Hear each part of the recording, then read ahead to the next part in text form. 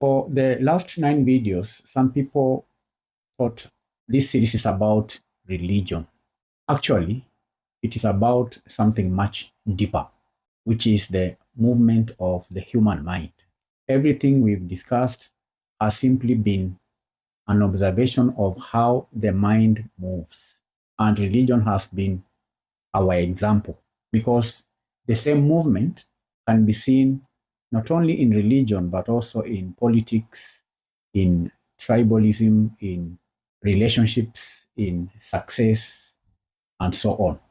And it all begins with conditioning, which is the process by which the mind is shaped before it has the ability to question.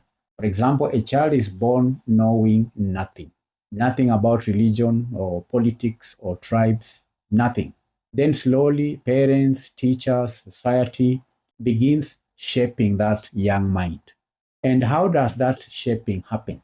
It happens through repetition. The child hears the same message again and again and again until eventually the message no longer feels like something we are taught. It begins to feel like our own thought. After that, belief is formed. For instance, you believe that if you don't get saved, you will go to hell. Then fear quietly enters, and this fear begins detecting what belief has created. And listeners, something fascinating then happens. We learned that the mind usually responds in one of two ways: surrender or withdrawal. Some people surrender, they embrace the belief, others withdraw, they reject it. But notice carefully, both may still be responding to the same fear.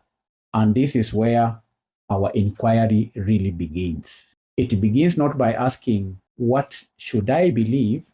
But by asking, can I observe the movement of my own mind?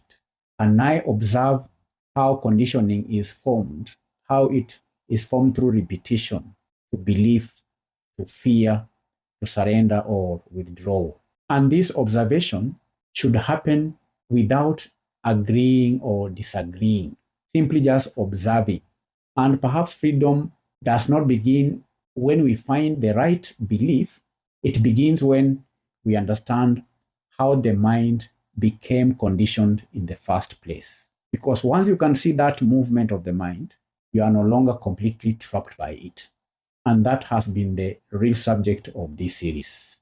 It has not been religion and not any particular belief. It has been the movement of the human mind.